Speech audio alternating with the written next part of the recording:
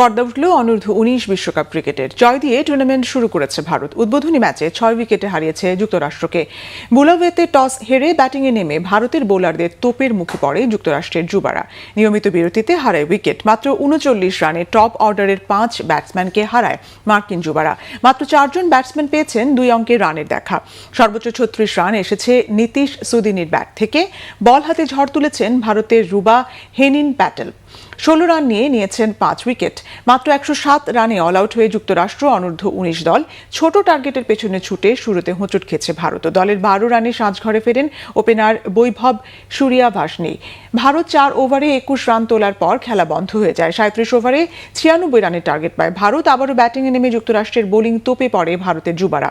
স্কোরবোর্ডে 25 run তুলতে হারায় 3 wicket. চতুর্থ উইকেটে বিহান ও অভিজ্ঞানের 45 রানের জুটিতে ম্যাচে ফেরে ভারত।